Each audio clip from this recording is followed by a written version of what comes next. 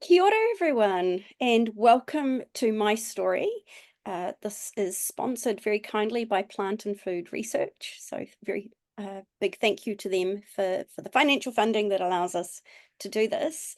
My name is Nicolette Rattenbury. I am the Auckland convener of the Association for Women in the Sciences, co-convener of for Auckland.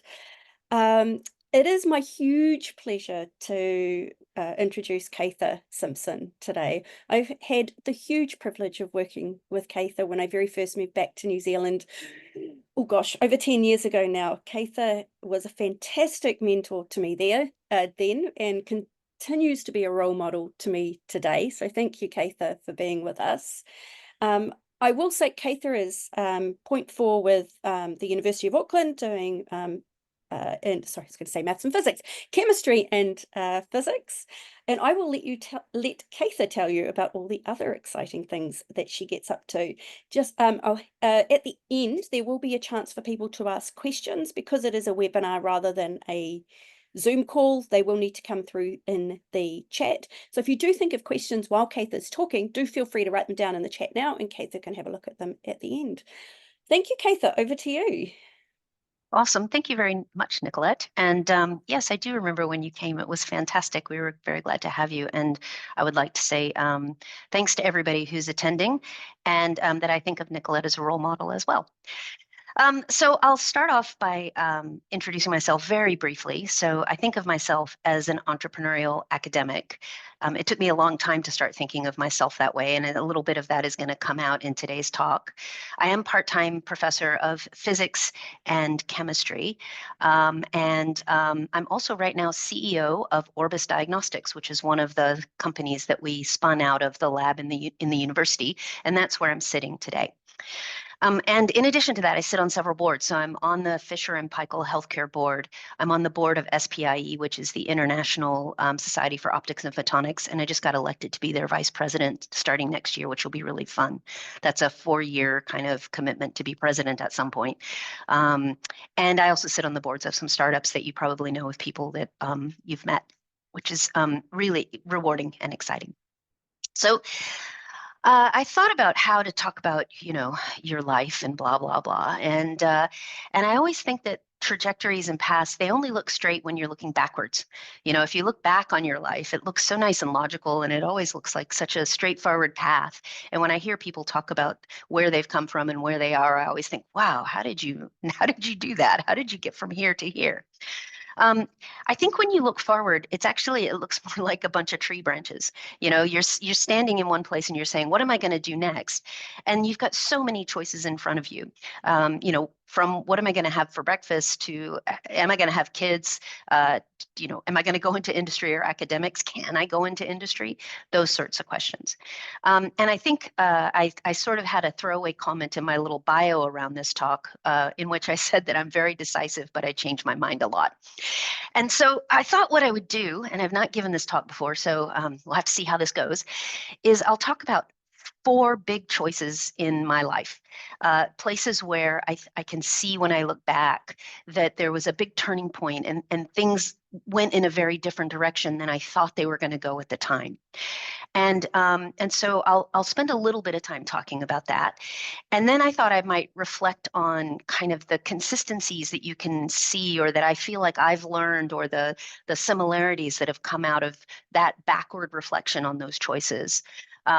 And then hopefully we'll have some time for questions. I hope that sounds good.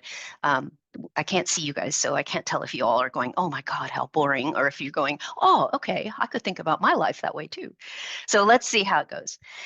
The first one, weird choice that I made, I was in 9th grade in the United States. So I'm about 13 years old. I'm a first-year high school student. And I decided, I don't know if you saw that, Nicolette. They can't type into the chat for some reason. So that just came up. Cool. So I was a first-year high school student, and I decided for some strange reason to try out for what's called now the Ellison Emeralds in Killeen, Texas. So my dad was stationed on an Army base in Killeen, Texas. And this was essentially the high school version of the Dallas Cowboy Cheerleaders.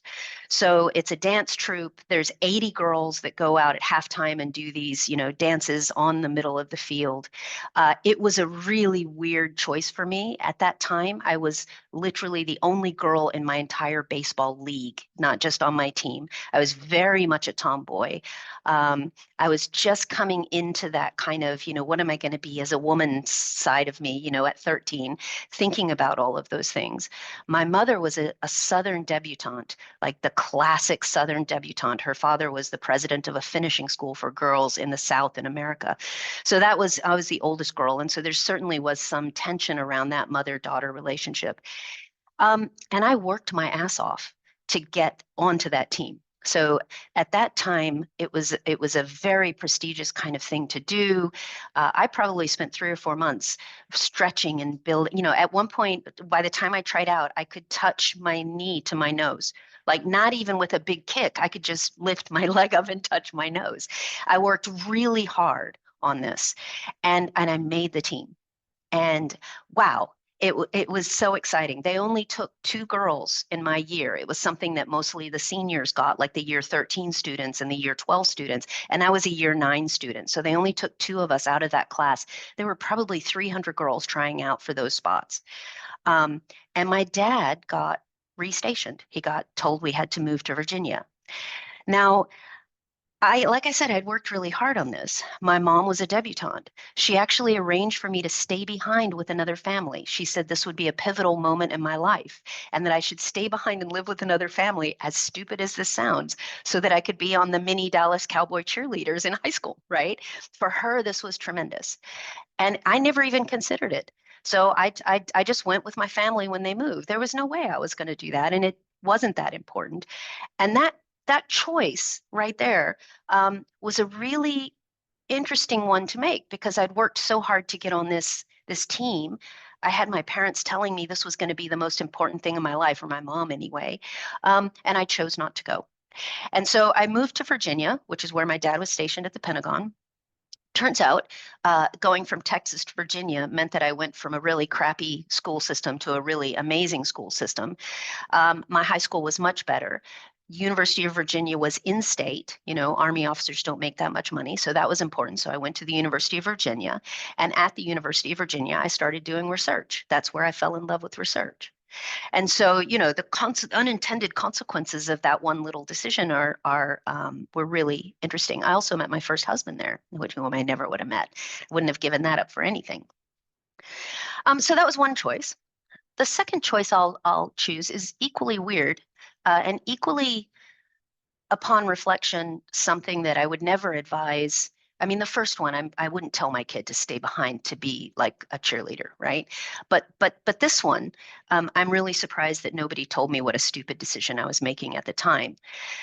So I got my degree at University of Virginia, and I wanted to go to medical school. And by the time I'd graduated, I'd done enough research that I knew I wanted to be a medical researcher.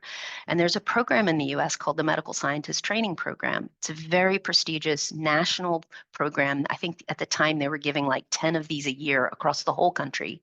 It's a fully paid 7-year program at a top university. And as with the cheerleader thing, I worked my ass off writing a proposal, really honing it, getting feedback. And I got offered one of these positions to go to Vanderbilt to get my MD PhD in 7 years, fully paid by the government in this really prestigious program. And I turned it down. I am probably the only person in the history of the program ever to turn down one of these fellowships. And on reflection, all I can think now that I'm a professor is, what the hell were my mentors thinking? Like, who lets somebody do that? Who lets somebody make that kind of decision? I ended up going to the University of New Mexico, which is nowhere near as prestigious as Vanderbilt. I've suffered from that decision many times. At job interviews, I've had people say, well, "Why did you go to New Mexico?" And I had to create my own MD PhD program from scratch. I had to get them to allow me to add in. So they had a really fantastic case-based medical program at the time, but the folks there were upset that I was going to take somebody's real slot, right? Because I was going to do research and it's not real doctoring. And so they made me add in.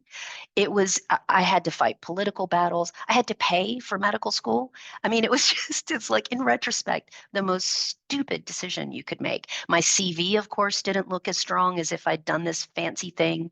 I didn't have the path smoothed for me going forward. But I tell you what, I did medical research. I started in a cell biology lab. Um, I ended up getting a different fellowship, a Howard Hughes fellowship that paid for the graduate school. And that was fantastic because that was prestigious. And again, worked really hard for that. And I didn't turn that one down. Um, and halfway through my medical program, I took the boards and then I took an undergraduate physical chemistry class. And that's how I wound up in physics and chemistry. It was the idea that you could write an electron in mathematics. You can write down the spherical harmonics. You can describe how molecules form by thinking about three-dimensional standing waves in space. And this fired my rockets just humongously. And so I never finished medical school. I have a PhD in medical sciences, and I'm a professor of physics and chemistry. I have no degrees in either one, right? But that I wouldn't trade that for anything, right? I wouldn't trade that for having, MSTP on my CV from Vanderbilt. Um, and so, I like to say that I have an M. So I didn't get the D part. I didn't go back for the clinical years. I went on and I did a postdoc in the National Lab System. Um, and, you know, I had some interesting experiences. Somewhere online I don't know if you guys have heard of Story Collider. I gave a talk at a bar in Wellington as part of a Story Collider program, maybe 10 years ago now, where I talked about how I ended up having to leave my advisor for ethical reasons. So sometimes if you Google Story Collider Simpson, they actually picked it up and it went, a bit not viral, but it was a good story. They helped me craft it a lot, but it was a really tense time. Anyway, so that was the second kind of weird choice. Um, the third one was moving to New Zealand. So after I did my postdoc, I did tenure in the United States, that whole thing at a university in Cleveland called Case Western Reserve University. So it's the merger of an engineering school and a school of humanities. It's in the top 25 of undergrad institutions. So if you look at where you should get your undergrad degree, it's up there. At the time when I moved to New Zealand in 2007, it cost about $60,000 a year US to attend. So private university, very, very elite in almost any way you can think of. My classes were composed of, 25% of my class was in the top 10 students in their high school. They recruited based on zip code. And why did they do it that way? Because they can tell the tax base. It was icky in some ways. My students were incredibly talented. It was not a top research university, so I'd say bottom of the top quartile in the R1 universities in the US. But it was still a great place to start a career. I loved it. It was fantastic. I did get tenure there. I did only fundamental science. So the science that fires my rockets is understanding how light transmits energy and information. So, right now on the back of your eye, light is coming in and it's hitting a molecule that's basically converting that light energy into mechanical motion. So how do molecules and materials convert energy into something that's useful? Photosynthesis is all about converting light that comes from the sun, is being transmitted from the sun into a little battery. And so trying to understand that on the millionths of a billionth of a second kind of time scale directly by using expensive lasers to kick a molecule and then take pictures of it in time and see what was happening with the energy as it rattled back down. That's what I did for 10 years. I don't think I ever talked to an applied scientist. The only engineers I knew served on committees with me, and I taught them. But it never occurred to me that I would be doing anything that was useful for people tomorrow or in 10, even 10 years. My NSF grant started with my saying, I'm studying this really fundamental thing. It has implications for how we might harness solar energy, how we might use and store solar energy. But, I don't know what it's going to be good for. Maybe in 20 years, it'll be in a textbook. Somebody might pick it up and invent something with it. And that was it. Success was writing a paper.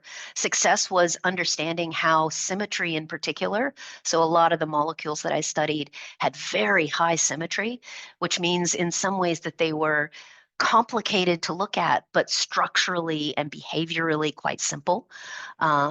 So for those of you who are in maths, there were a lot of zeros in the off-diagonal elements. And the on-diagonal, there was a lot of symmetry around that. So I spent a lot of time looking at matrices that had those kind of properties. And then I moved to New Zealand, and that was partly, well, no, it was entirely because of a two-body problem. So my now ex was a professor of English at Case Western, an associate professor. We were both associate professors. I had just gotten tenure, and he got headhunted to be the next head of English at the University of Auckland. And we were just starting to have those conversations about who was going to give for their career. I had just gotten tenure. My own career was kind of doing this. I had 2 NSF grants. I'd already had an NIH grant. It was really, things were going well. And I came out to New Zealand, and the University of Auckland is a fantastic university. And the Dean of Science was, once I got off the plane, and he realized that he hadn't actually looked at my CV, and that maybe he might want to look at it. He set up all these amazing meetings over about a week period. And by the end of it, we had agreed to start the Photon Factory, what became the Photon Factory. So that was the lab that I built at the University of Auckland. So what that meant was that the conversations we were having at home about who was going to give for the career immediately vanished because each of us stepped into a better position. And that was, very, very lucky. It turned out it was also a bit illusory.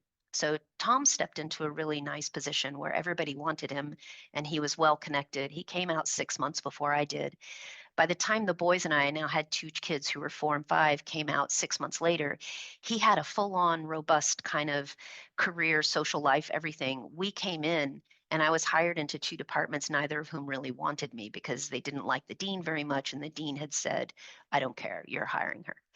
And so, it was a challenging time. I learned that when he said I had to make a business case to start my lab, remember I use expensive lasers, that he really meant a business case. That wasn't some New Zealand translation of grant. There is no grant. I have to show that if I'm going to take a spectrum with $1.5 million laser system, somebody's got to pay for that. And nobody pays $400 an hour to measure a spectrum of a molecule's vibrational dynamics in the first picosecond after absorbing light. It's crazy. So I was essentially forced to, and I don't mean that externally. It wasn't like somebody standing over me, pushing me down. The response was to look outward. And so the Photon Factory was designed to take these exotic laser pulses and help lift New Zealand's game in the industry and academic space, and literally facing outwards. So how do I engage with Fonterra, who they can't imagine what a femtosecond laser pulse is? How do I engage with startups? How do I engage with companies in the US? How do I engage with folks at AUT? How do I engage with 8th graders, year 7 students? And so that kind of push, it took me about 3 years after starting the Photon Factory to stop apologizing for that. And, it was a personal transformation. I had to sit in a meeting in California at Intuitive Surgical with a PhD student who was working on one of these more applied projects, and realize the light bulb had to go off over my head that the stuff that we were doing, which I was apologizing for, I would take people on tours and I would say, look, we do all this applied stuff, but this is really just how I pay for my fundamental habit, right? This is how I cover the really important research that I'm doing. And I'm sitting there in a room thinking, actually, there's a guy here who's discovering a new type of fluorophore that will identify which nodes, lymph nodes, axillary lymph nodes, have cancer before you cut them out. Think about how amazing that is for women who have breast cancer. Like, you're immediately reducing the risk of all those complications that come from messing up your lymphatic system. We're doing stuff that might lead to people being able to do brain surgery with a laser, a tiny laser at the end of a robotic arm, and that just, I got goosebumps and I thought, you know what? Actually, this stuff is really valuable in and of itself. It's like we're doing stuff. Yes, we do fundamental research, but this stuff might help people tomorrow or 2 years from now. We might solve a really important problem. And so that moment kind of was a sea change that came. I don't think I ever would have done that if I hadn't moved to New Zealand and kind of been forced a little bit out of my comfort zone. I had to solve a problem that I didn't anticipate having to solve. And frankly, being a little bit miserable and socially isolated for a couple of years meant that, I had two things I focused on, my kids and my job. And that worked out well. It wasn't much fun, but it worked out well. And then it became a lot of fun, tons and tons of fun. So, by the time I stepped down from the Photon Factory, so the Photon Factory sort of started in 2007-ish. We opened our doors in 2010. Took 3 years to get through that dark period to get funding. By the end of 2018, when I stepped down, we had 50 people. We'd had $30+ million in funding. Those 50 people, half were engineers, the other half were physicists and biologists and chemists. We worked with the poet laureate. We just had a great time. We were working with dozens of companies. We actually, a project that we did changed the way Fonterra reports on milk to its farmers. We instituted a test that we created a test essentially, or yeah, I shouldn't say it that way. We help them create a test that allows you to see how much palm kernel has been fed to the herd. Because using the type of science that we do, we can tell what the fatty acid distribution is in the milk, and that then leads you to all sorts of really fun projects. So, I don't know if any of you know Michelle Neawood. She led the science on that, and then later decided that what she really wanted to do was help people. She's now CSO of a company that's using the same kind of approaches to use light to tell whether that mole on your face that you think might be melanoma needs to be removed or not. And that's really cool, right? So the third thing that we did, in addition to the fundamental science, the applied science, and the industry-facing science, was we started to spin out companies. And that was completely unanticipated. So the first company we spun out was called Engender Technologies, and it sorted sperm by sex for the dairy industry. So the idea that I would go from studying the first picosecond after molecule absorbs light to sorting sperm by sex for the dairy industry using lasers was a real stretch.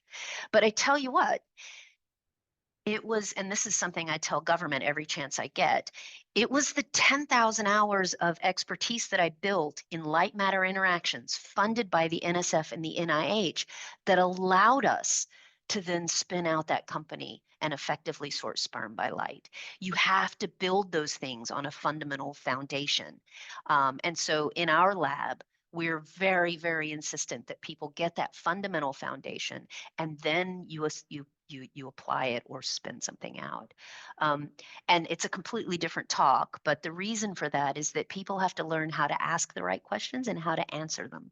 And that's something that you can't learn by just, immediately jumping over all of the fundamental stuff.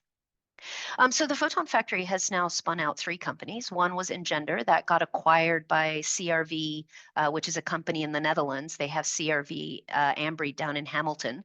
It got acquired at the end of 2018.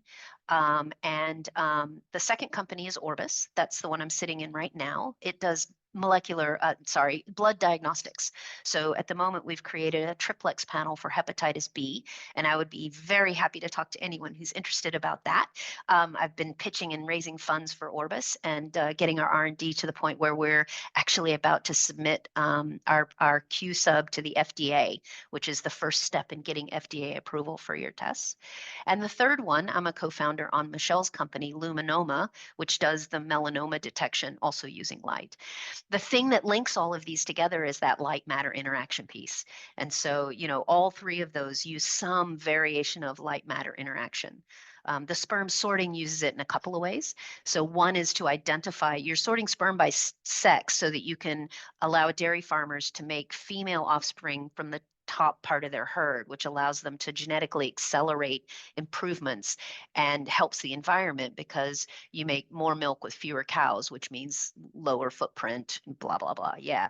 It also lets you do things like tailor your herd towards, I don't know, making the kind of milk that's better for tasty cheese or Greek yogurt, which is a different, composition of that milk.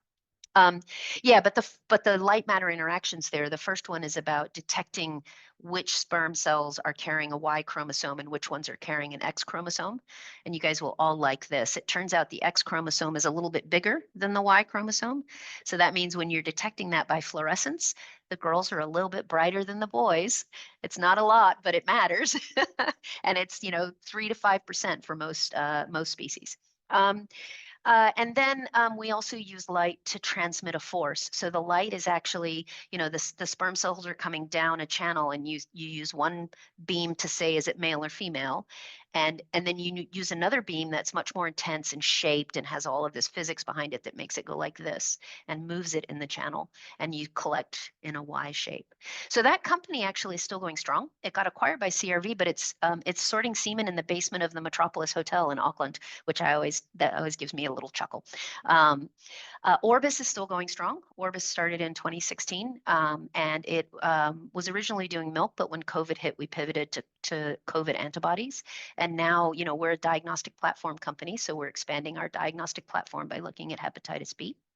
And there, the use of light is really, really, simple. We're just using a colorimetric change, not a lot of sophistication.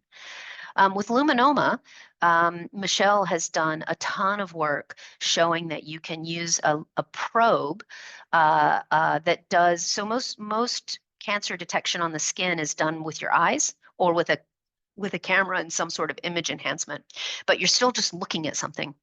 And you go through a series of, is it diffuse or, has it changed? It's an A, B, C, D, E type thing to decide whether it needs to be cut out or not. Michelle is actually doing a spectroscopic method that probes the biochemistry of the skin. And people have been trying to do that for probably 50 years. I know entire careers that have started looking at melanoma with Raman spectroscopy and ended looking at melanoma with Raman spectroscopy. And the thing that Michelle's done is make it real. So she's approached the problem from a really interesting way, the same way she approached the milk problem. It's essentially a complex data analysis problem with some really, really important physical science key principles. And so you can get the data, but there's no point in getting the data if you can't analyze it. You can do the analysis, but there's no point in doing the analysis if you can't get clean data. And she's managed to do both. Some of that is timing. It's about having the technology in the right place at the right time. And some of it is that she pays attention to things that other people don't pay attention to. And so we've just raised enough money to get us to our clinical trials. And yeah, it's very exciting. I think it's probably, if it works, when it works, it probably will be the most important project I ever worked on, because just the idea that you can, well, it turns out 90% of biopsies are benign. So if you could reduce the number of biopsies, think of all the people who didn't have bits of them taken out and all the people who found out a lot earlier that they had melanoma. So really exciting. And at the same time, I started sitting on governance boards. So, it started as being a director on those companies, sitting on the boards of the companies that we spun out, not Engender, because that was a different situation at the time.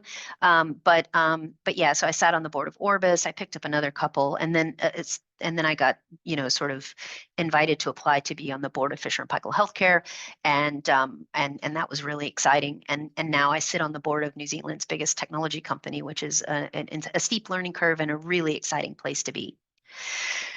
So that was the third choice. The fourth weird choice was right at that end period of 2018. So remember, I'd started this company Engender, but I had multiple MBIE projects. I was director of the Photon Factory. We probably had 12 to 15 projects going on at any time. I had 50 people, so a bunch of postdocs, a whole bunch of students, a whole bunch of collaborators. We were talking to the university about whether we should become like the Liggins Institute, so a large scale research center like the Auckland Bioengineering Institute or the Liggins Institute. Could we tailor it around innovation? How do we broaden it out from photonics? Very exciting time, right on the kind of cusp. And I was sitting there thinking about my career, right? I was a professor now. I have feet under me in New Zealand. Everything's going really well. Engender gets acquired. And now I'm thinking, what am I going to do next? And the options in front of me were to go down the kind of leadership path, the end point of which is vice chancellor. So I'm not saying I wanted to be a vice chancellor, but I am saying that it's you become head of department or a deanlet, and then you become a dean, and then you go be pro vice chancellor or deputy vice chancellor, and, that kind of academic leadership path. And my governance experience was kind of pulling me in that direction. Or should I be thinking more about my research and head down the path where distinguished professor is at the end of that, right? So, I don't know about you guys, I always need a target. So I thought of them as, those are my two paths, right? So I'm either going to stay in the university and recommit to the research side of things, narrow a bit, work really hard in one area, publish a bunch of papers, become a distinguished professor, or I'm going to, sort of step out into admin and leadership and go that path. And so what I did, I left the university and became the CSO of Engender. Like it wasn't even, I did it without even thinking about it as a third path. Like I had two paths in front of me and I did a different thing, which was really not expected. So I took a pretty much a leave from the university. I was 0.2 because I still had all those grants and students and everybody to take care of, right? And went full time at Engender, became the CSO, and it was a 3-year appointment, and I wouldn't trade it for anything. It was completely different. It was very frustrating. It was incredibly stressful. During that period of time, we moved the company off campus. I had to work with I hope this isn't too bad a word. I misjudged this one because I'm American, but I had to work with a real wanker as part of all of that. I was in a incredibly conservative, male-dominated. They practically told me to shut up and women are here to be seen, not heard. I mean, it was awful, and it was amazing, and it was really exciting all at the same time. And so at the end of those 3 years, it was time for me to go. The founder should go at some point in these companies, and it was the right time. I had a 3-year contract, and everybody was, by that time, they were launched.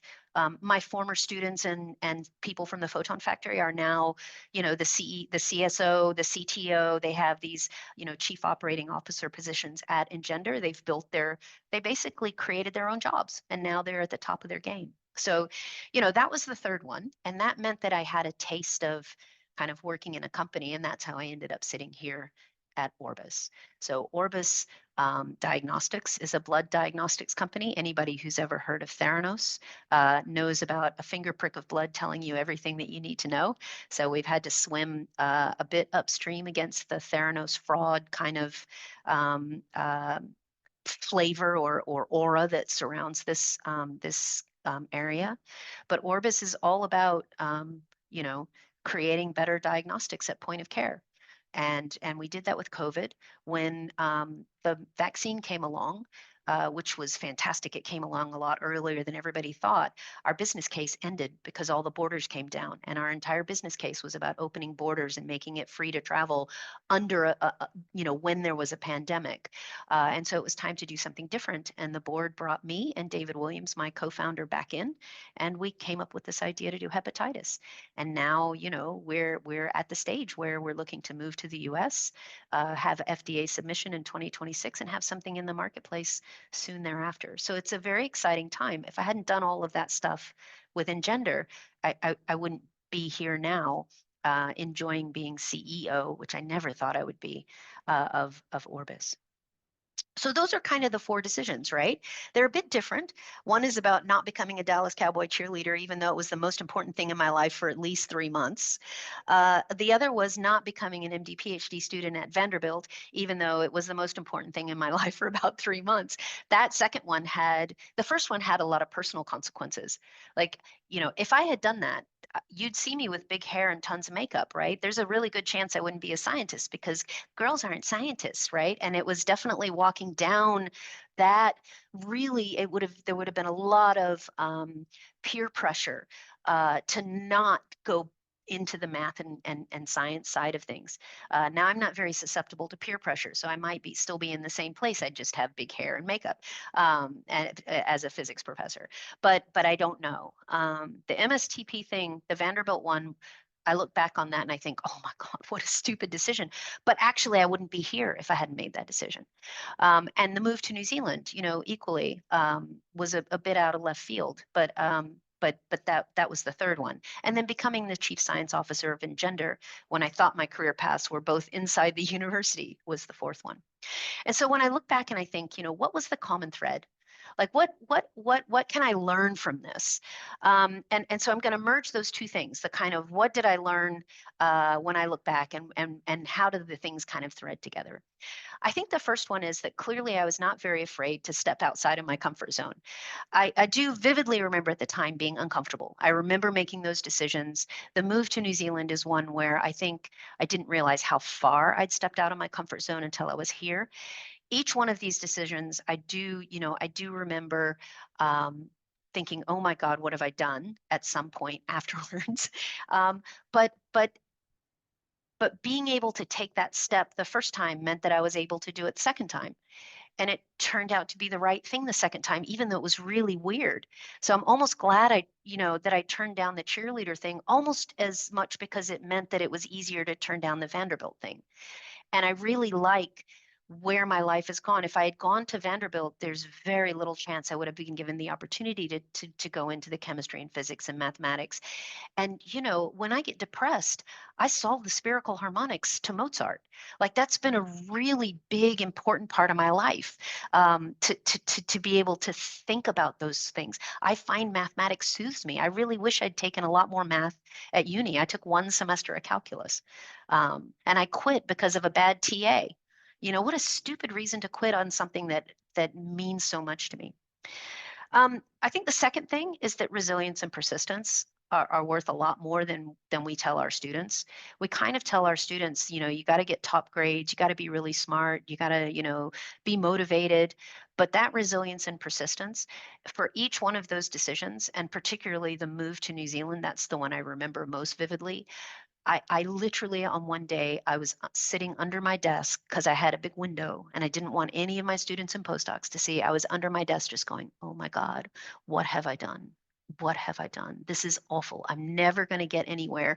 I can't see my way out of the university administration, the bullshit around, trying to run something that's trying to do engineering, chemistry, and physics, not just cross department, but cross faculty, not being able to get into the New Zealand system, having people act like I didn't get tenure in the US before I arrived, right? Like, oh, well, you're a very promising emerging researcher. And I'm like, screw that. I ate my chrysalis 10 years ago. Like, I'm not an emerging researcher. I am an emerged researcher.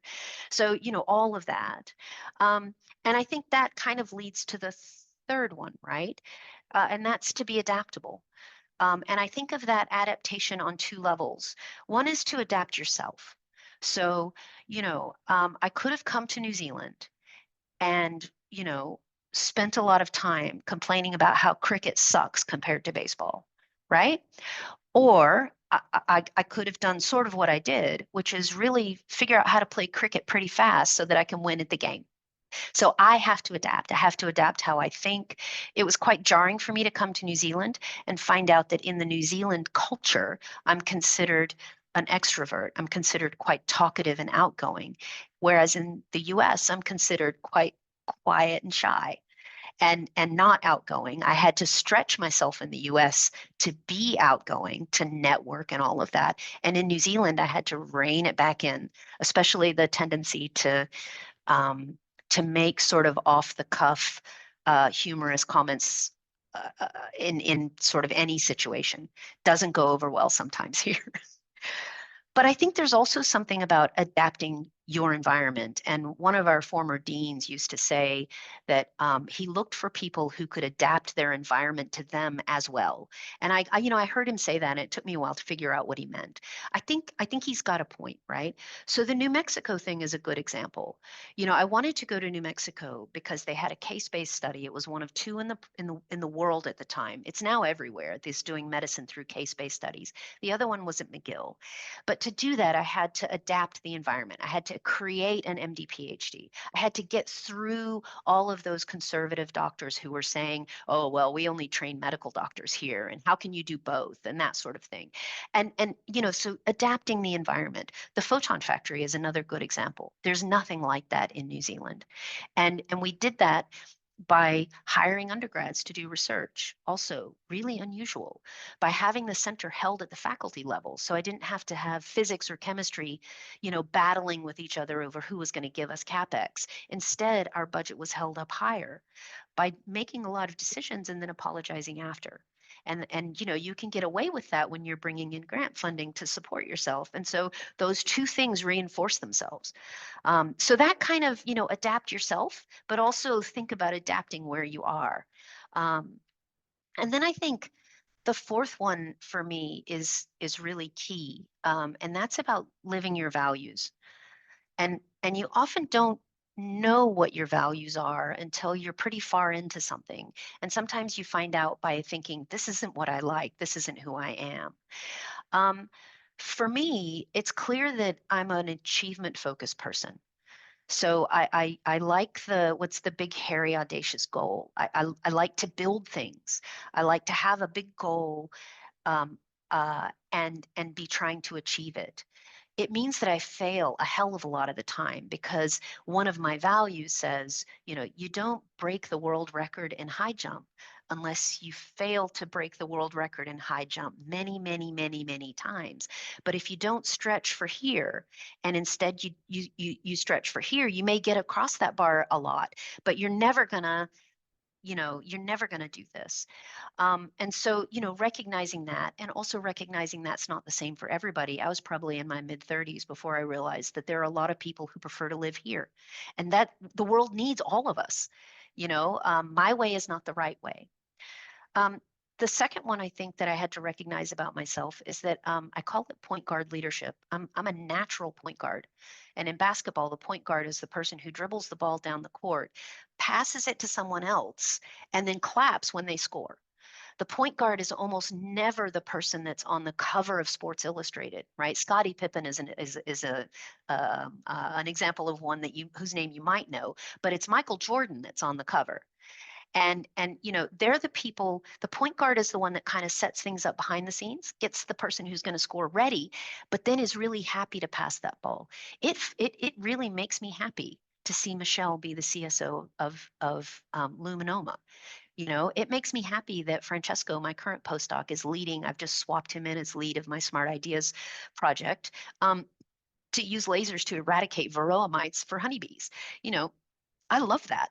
That fires my rockets. I really, really like, and that's why I'm a university professor. I teach those big classes, and I want to help those 600 physics students succeed in their own lives.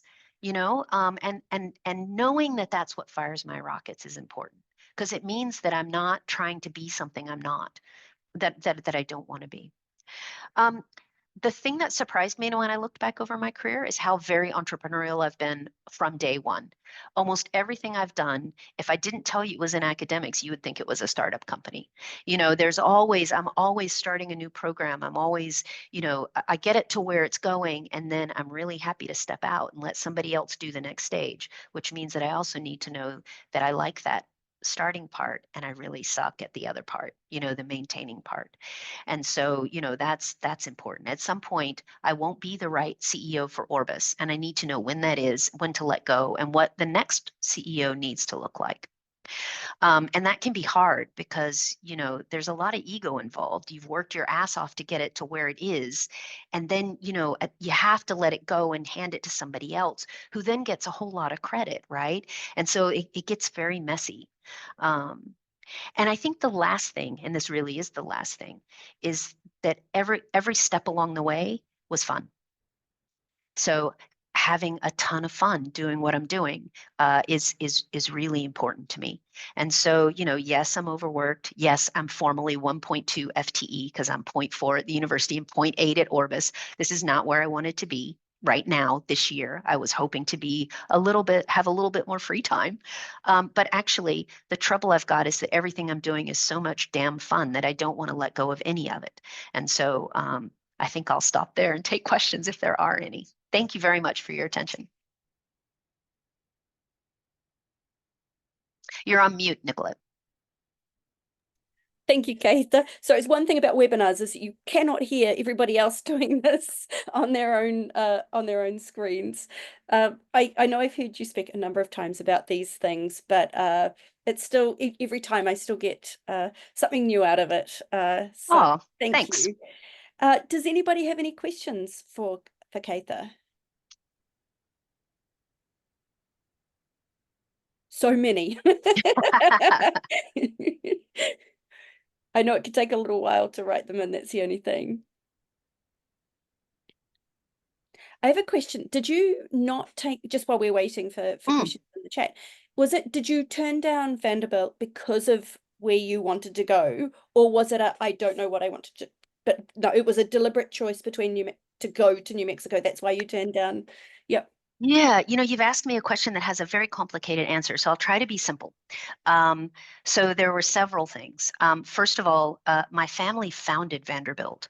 And so, like, my great uncle is buried on the Vanderbilt campus. Both my Oh, parents wow. went to Vanderbilt.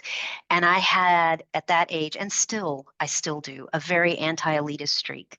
So part of it was that I didn't want to go to Vanderbilt where I would feel like I had an advantage, where anybody would know what I just told you. You know what I mean? It would have definitely, I would have been special, but not in a way that I wanted to be special, in a very, very Southern family way. Right? So, who are your parents is the first question you get asked if you're in the deep South in America. And so that was one factor. Another factor was that that first husband that I talked about meeting at UVA got a position in a law firm in New Zealand, and in New Mexico. Right. And the third factor was that case-based medical study program that I found really attractive. So all three of those sort of collapsed.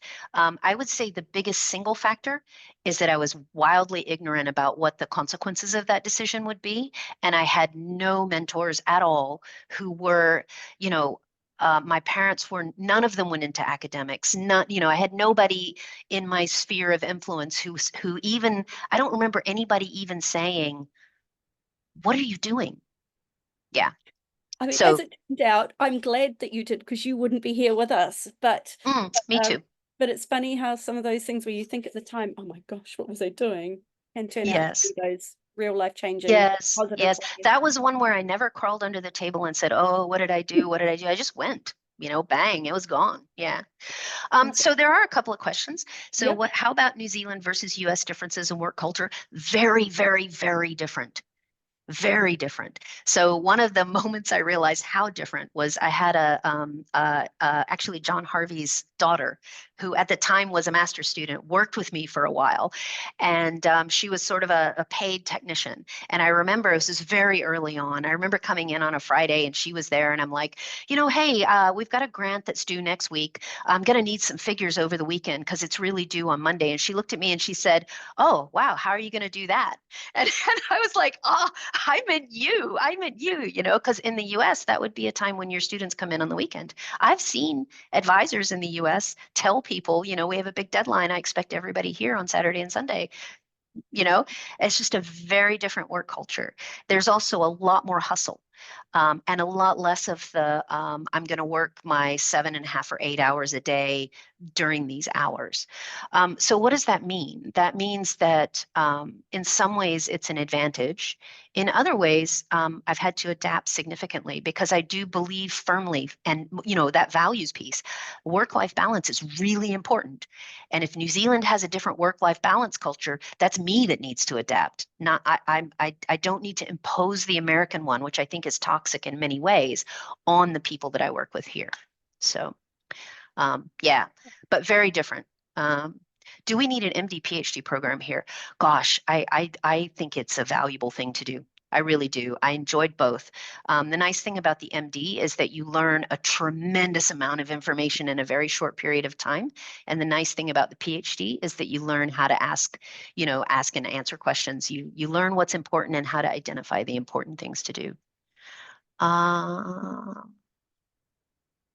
Oh, yes. How do you, so this is from Ocean. Um, how do we fill gaps in mentoring for others without being intrusive? That's a really good question. I think there's so many more mentoring programs out there right now. The Royal Society's just started one. I think we understand a lot better about mentoring. Fisher and Paykel Healthcare's culture is a mentoring culture all up and down the chain. That's how they talk about training and helping each other do continuous improvement.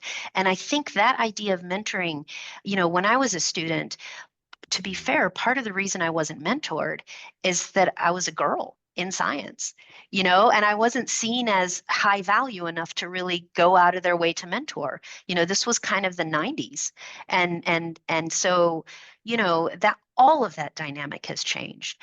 So you're right. How do you fill gaps for others without being intrusive? It's true that sometimes I give advice to my postdocs and I find myself saying, this is just advice, take it or leave it. It's up to you to make that decision. But here's what I'm seeing. And intrusive, it's possible that I'm intrusive, but I always try to be constructive. So I always try to come at it from how do I see that you could strengthen your natural potential? How can you get more bang for your buck from what you're already good at? I work on 5,000-piece puzzles on the weekend and in the evenings, and I listen to books on tape, and I love them. They're fantastic. Let's see. Oh gosh, the too many PhDs for jobs that don't exist in New Zealand is exactly right. And that's true all around the world. All around the world. The US has the same problem. It's terrible. And it's partly because people the professors get it's all aligned so that we want to graduate as many as we can and put them into academics as best we can. I think we fix the oversupply thing by recognizing that not everybody has to get a PhD to contribute, but actually that people who have PhDs are really good at doing lots and lots of things. So it shouldn't be a downside to have a PhD working in a company or working in business or working in government. And so, I almost think, PhDs, if you get a PhD in English, people don't expect you to become an English professor all the time. It's seen partly as personal enrichment.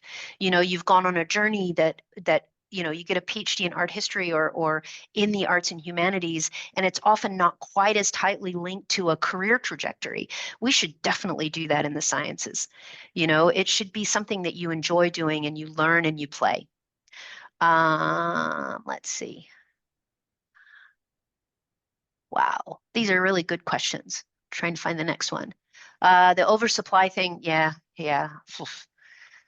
You don't want to take over the university to sort that out. I have, fallen into the trap of saying, well, what they need to do is, I think running a university today is hard, really hard. And I don't know what my next project is. I really don't. I figure I have 2 or 3 more left in me because I'm kind of old now. I'm starting to get creaky. And then I'll want to retire. And yeah, we'll see. The next one that's right in front of me is that Orbis has to go to the US, and I'm figuring out how to do that. We can't do what we need to do here. So sometime in the next 6 months, we're going to have to put the commercial side of Orbis in the US. That means I'll be spending, a week or 2 here and there in the US, and raising funds and talking to clinics and getting our FDA approval. All of the science and stuff will stay here. That's exciting and scary all at the same time. I think we'll maybe make these the last 2 questions, okay. because only because I'm very much enjoying listening to your answers, but I fully appreciate. But we do have to end in 2 minutes. Yeah. Falling down the PhD commercial career gap for a few years, what type of jobs would you recommend someone look for in science and engineering is now? So I'm not sure what the question is, and I would encourage you to send me an email because I'm not sure what falling down the PhD commercial career gap means. So I don't know how to answer that. But I do think that people who have PhDs in science are really, really good at lots of things. So I see them sometimes popping up in policy, like in the government, and that can be a really exciting job. It's got a lot of the same elements as doing science research because you've always got new projects to look at. You nut down into something and all of those skills that you picked up in science and engineering or in your PhD become really useful. Yeah, those sorts of things Anyway, send me an email. I'm easy to find because there aren't very many Cathers. So just Google Cather Simpson, you'll get me. c.simpson@auckland.ac.nz. And do I miss the fundamental blue skies research? I do miss it. And you know, when I got kind of sucked into Orbis a little bit, my other option that I was thinking of was essentially retrenching. We didn't publish very much out of Engender, and it was the most interesting physics I've done in my career. And so I actually got as far as drafting a Marsden. I didn't submit it because other things came up, and collaborating with a colleague of mine in Queensland to nut into the really fundamental side of what we were doing there. So we were doing quite a lot of beam shaping and trying to figure out how the light interacted with the sperm cell, and made it do the things that it was doing, all of which was extremely fundamental. Like, you know, the company, I couldn't do it while I was at the company. They didn't care. So yeah, I do miss it. I miss it. Yeah. Thank you guys all for attending. I really appreciate it. And those were great questions. Oh, thank you so much, Cather. I really appreciate your time. And I can tell that you've obviously hit some fantastic notes with people, that they've very much enjoyed what you've had to say. I have to again just say thank you to Plant and Food for sponsoring us. And our next My Story will be Juliet Gerard. So next month, I don't have the date yet, but if you keep an eye on Facebook or LinkedIn or our website, you will be able to find the information there, as well as some other exciting events that we have coming up soon. Thank you again, Cather, and thank you everybody for joining us. Thanks. Okay, bye for now. Bye.